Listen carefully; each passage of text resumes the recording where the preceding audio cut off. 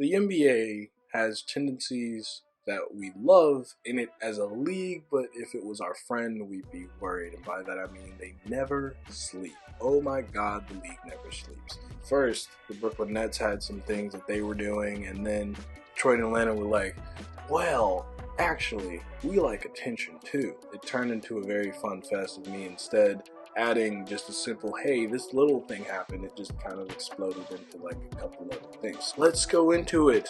We have contract transactionals. We've got friggin' Crutch's Corner. We've got everything happening. And by everything, I mean only 3 teams. So let's look at Brooklyn. Brooklyn is currently 7th in the Eastern Conference and been having a bit of a topsy-turvy season due to the fact that Kyrie Irving has been unable to stay healthy, as well as other players, key players on their roster. Due to this, they've kind of had an unfortunate, go about things. And it's hard to build any consistency as a team when your players just keep going down and coming back and then going down again. David Nwaba had to be a casualty. And it wasn't necessarily his fault. I think if he didn't tear his Achilles, they probably wouldn't have cut him. Yes, they cut him, and not only did they cut him, but Henry Ellison also got the axe as well. The only player that they are signing so far to replace these two has been Justin Anderson of the 905 Raptors fame. Justin Anderson has kind of had a bit of a up and down career, but he hasn't had any insane ups. He's kind of just been there. He's kind of been a bit of an average guy, and that's his sort of peak, his sort of highest level is just being average, and it's hard to see right now how Brooklyn's going to use him other than probably having him be a defensive role player, and I think that perfectly fits him. I think he doesn't have to do too much as long as he's there to hit a corner 3 or 2, play some good defense. He should be fine, and Kenny Atkinson might even bring something else out of him. Brooklyn Nets have been one of those teams, sort of similar to the Miami Heat, where they're able to kind of find these players in certain circumstances, bring them into their system, and uplift them. Karis LeVert is going to be returning after 7.5 weeks, and hopefully he does not have to end up back on the injury list. They've kind of just been having that back and forth with injuries, so hopefully Karis can stay healthy, and they will get someone who was a burgeoning all-star last year before he went down.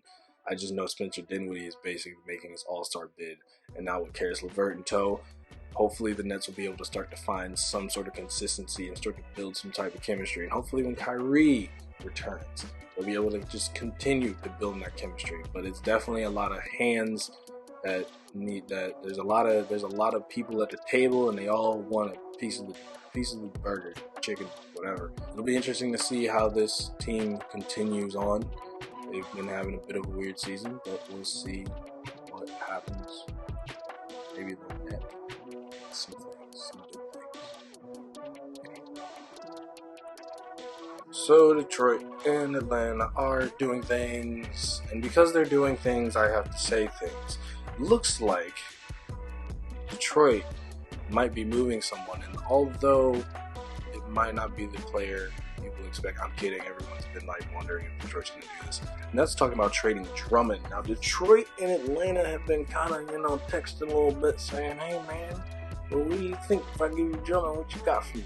And that is what I'm curious about. They have not made an actual trade. There has been no trade as of this recording. Hopefully that doesn't change as of recording, because then I would have to just be let me just rewire my brain and talk about something else. Anyway, so yeah, Troy and Atlanta have been kind of texting each other LOLs and smiley faces and heart emojis, seeing what they can get from each other for the thing they want.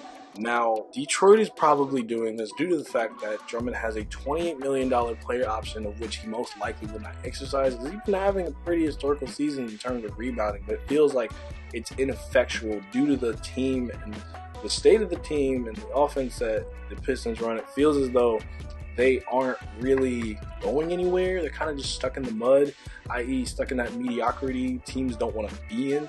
And there's a reason that people don't want teams to be in a mediocre state, because the wins usually are meaningless and the losses are almost just as meaningless. They're just more sad. And due to this inconsistency of this team, moving Drummond would allow them to basically be all right, we're just restarting. We can't do this anymore.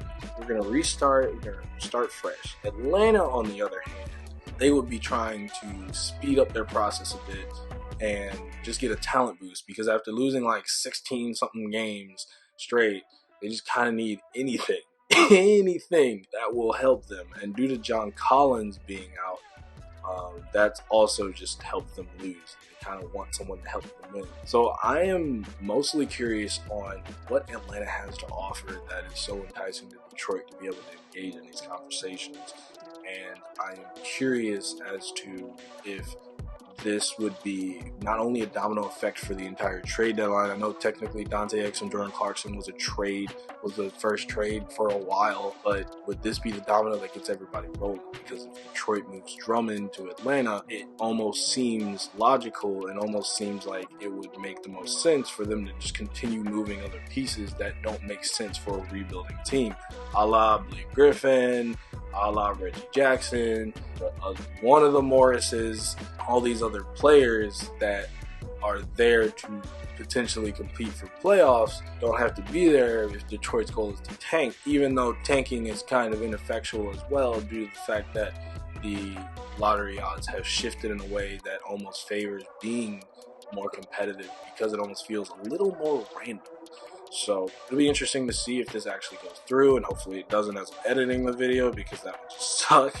We'll see what happens. And I'm just curious as to what Atlanta has to offer and what that would mean other than their timeline not expanding, shortening, because Drummond would have to want to stay there. Obviously, you're not going to trade for a guy who is going to leave you in a bunch of months, especially when you're a team that has a lot of cap space. You're a young team, so obviously you're not going to get like a LeBron unless you're the Lakers. But again, interested to see what comes of this. And that's it for transactionals and things of that nature. So we're done. We're done viewing the NBA. I'm done looking at you. I'm done. I don't want to look at the balls anymore. No more balls. No more balls. I'm done. It's good. I'm done. Quit. Well, this guy says, I guess Drummond really likes peaches. I mean, I don't blame him. They're really good fruit. But personally, I like pears.